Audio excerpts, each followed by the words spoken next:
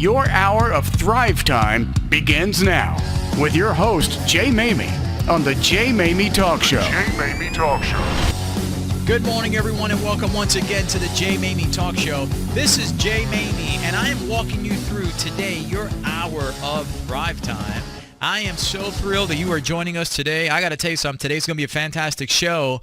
Many of you now have reached out to me and have said to me that you really appreciate the consistency of the content that I continue to deliver, which is thrive-minded, innovative, very creative. In addition to bringing different people with different skill sets and different thought patterns and these amazing thought leaders with concepts and really dynamic ways to look at life in ways that can help you thrive. And today's going to be no different, my friends. Today we've got a dynamic show where three incredible people. Our featured guest is none other than the founder of Teladoc, Michael Gordon. We're going to speak with him in a few minutes. But I want you to know that your time today that you're carving out to invest with us, this hour of Thrive Time, will yield tremendous dividends in your ability to thrive, because today will be yet another way for you to acquire knowledge that can help you succeed and further along your life in an area where many of you I know are interested in. So hold on to your seat, because we're going to have a great Thrive Time today. KLIF can be heard on the FM. Go to klif.com/FM to learn how. This is Real News and Information 570 KLIF. KLIF.com. Welcome back to Thrive Time with Jay Maymi. Welcome back, everyone, to the Jay Maymi Talk Show. I'm excited about our next guest, who's actually in here in the studio.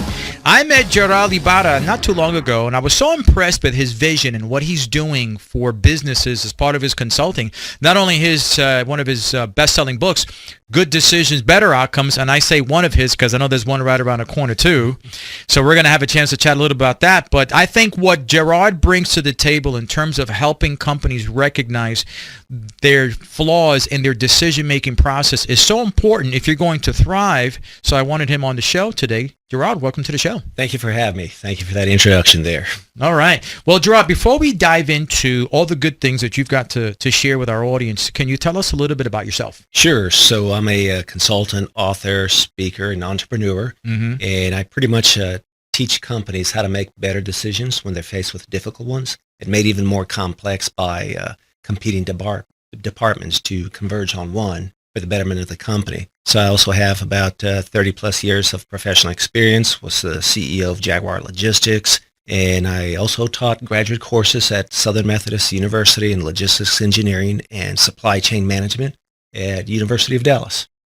Wow, so you come with a lot of credentials, a lot of information, a lot of knowledge. We're going to pick that apart. But I'm curious, though, if you're a PhD in logistics systems engineering, and since most of your background is in logistics, are you finding that these experiences are helpful now as you're developing this new practice? Yeah, absolutely. It's a good question. So with my background in my education, systems engineering focused on logistics, I look at things from a overall large perspective, which is really good. And then my background in logistics, because I worked for UPS for 10 plus years, I worked in the industrial engineering department, and most of what we did there was operational measurement. How can we make things more efficient? So when I go to an organization, I've got that operational background, the efficiency background, plus the educations and systems thinking, and I'm able to help them just a little bit better than I thought had I not had this education or background. Okay, excellent. Now, I'm curious then, you're very successful as a professor, very successful in your corporate life, and all of a sudden you decide to go independent. And I know that for a lot of folks, when they're in a place where it's comfortable, it's consistent, it's predictable, like you were, right? You probably could have picked where you wanted to go next in a corporate setting. You decided to leave that, sort of disrupt yourself in a way, and then launch your own practice. What inspired you to do that? So ever since I was a kid, I wanted to do my own business. Lemonade stand was the first thing that comes to mind.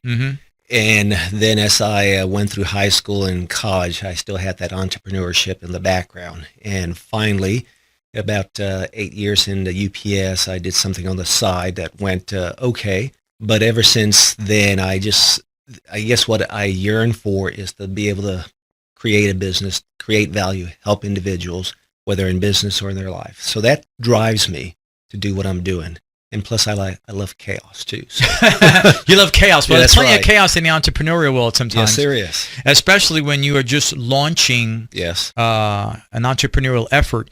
But, most people sometimes are inspired by necessity, or they're inspired by just a boredom, right? They've reached their plateau and they want to do something different. And obviously with your success, whether or not you reach the plateau, you've launched something that's going to help companies in their decision-making process. So I want to talk about that because you could have gone anywhere. Why the decision-making process as one of the areas that you are consulting in, and where do you find companies are failing?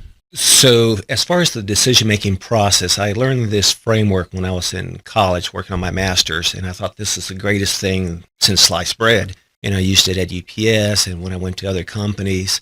And then I started realizing that, this should be something that's out there, and it should be something that more and more people and businesses should use. So what I ended up doing is, after years of contemplating about writing a book, I wrote a book on the decision-making process. Mm-hmm. And my why for the whole thing was to just get people to think critically, get them to think about, why am I making these decisions, whether it's personal or in business. Really step back and see that. And some of the things that I see that are not all together with an organization when it comes to the decision-making process, one is they don't have sight of the opportunity cost. They don't measure it for whatever reasons, and it's hard to measure. The other one would be the psychological traps. We have traps when we're in business, kind of like the status quo trap. Everything is working well, why fix it? Well, you could be losing a lot of money on the side if you don't go look at that. The other thing is systems thinking.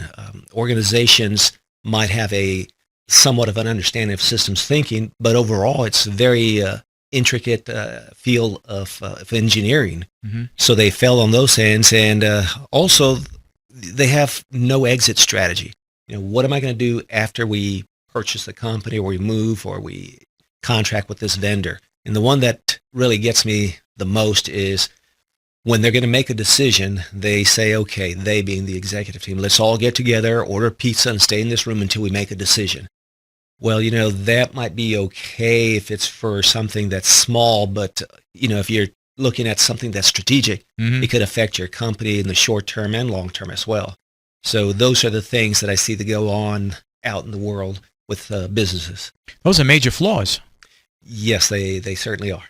Every area that you just mentioned as I was listening, every area on its own can cripple the thriving ability of a company. Yes. Let alone having 4 or 5. I want to piggyback on the second one you mentioned, which is the psychological traps. Okay. Let's talk a little bit about that, and then I want to ask you the follow-up question, which I think will really enlighten our listeners and hopefully our business owners that are listening. Certainly. As to why you're someone they need to seek.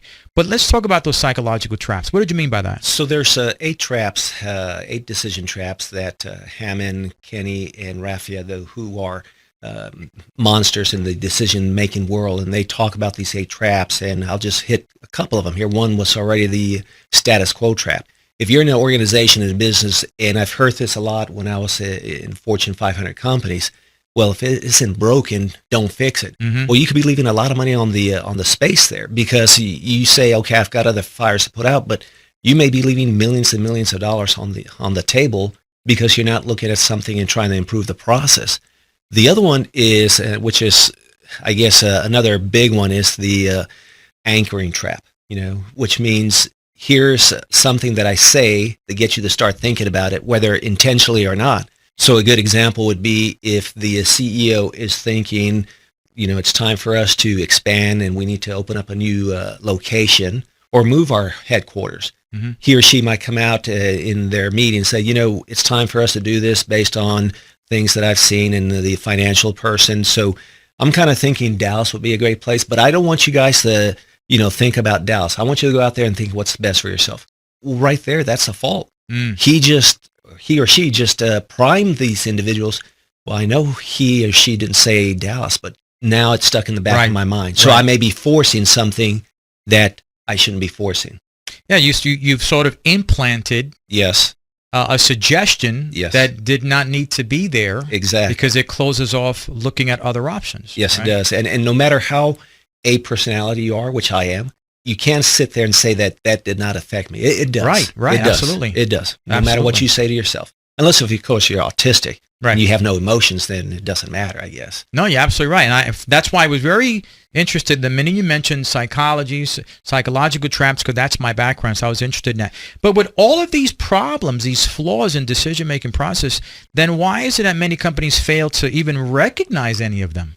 So a lot of it comes from lack of training. So, and some of it is maybe time as well. Opportunity costs. Who's Okay. out there measuring that? Okay, how much time we spend today trying to make this decision, and where can we use this time? They don't do that. The psychological traps, they don't have a true comprehension of what they mean, and I'm sure you know that based on your background. Systems thinking, they don't understand how widespread this concept is. It's a PhD in systems engineering means that I went through quite a bit of engineering and background to learn what this means. So, magazine reading isn't just enough to get to you there. And the other one's exit strategy. For exit strategy, no one's thinking about really the next year, 2, 5, 10, or 20 years. So the companies just fail to do that. They're just thinking about today and tomorrow.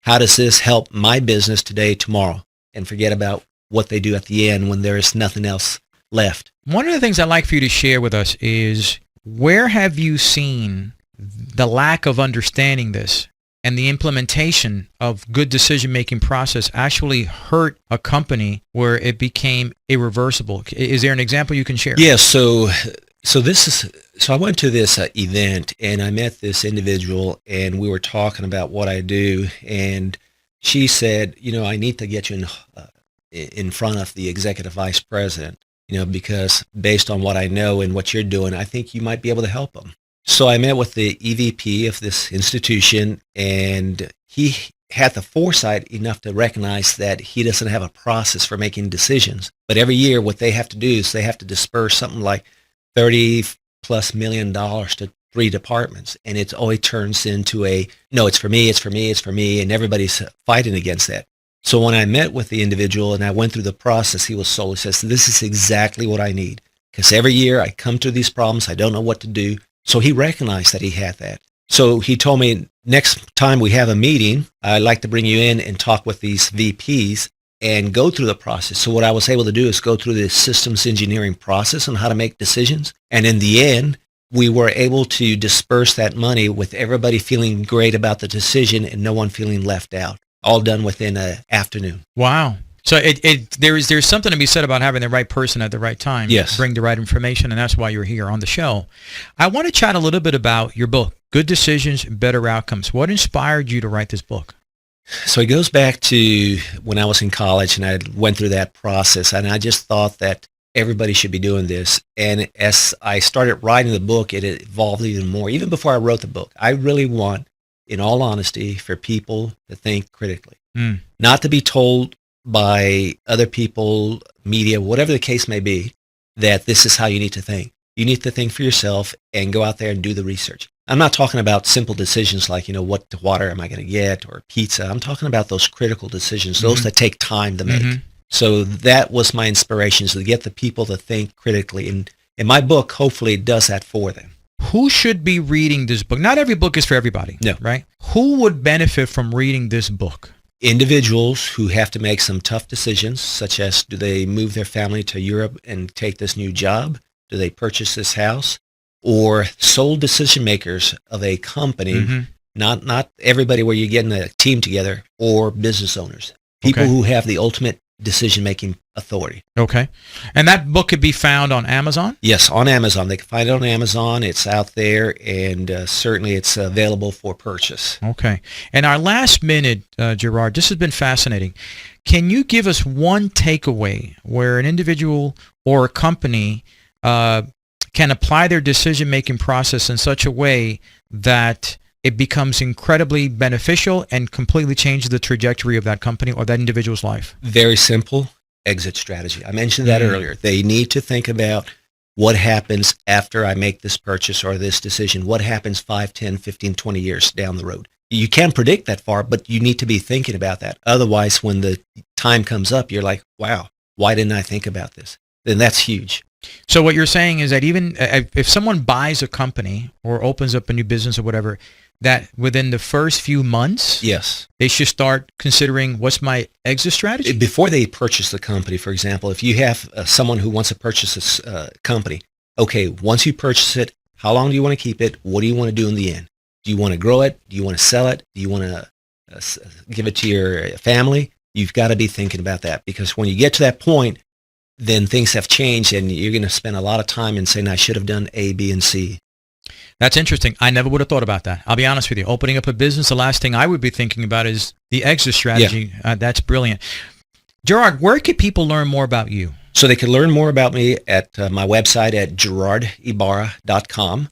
I've got material there, and if they want to reach out to me, they could go there and send me a request to meet. Well, Gerard, we appreciate you being on the show. Good luck with your organization and your consulting work.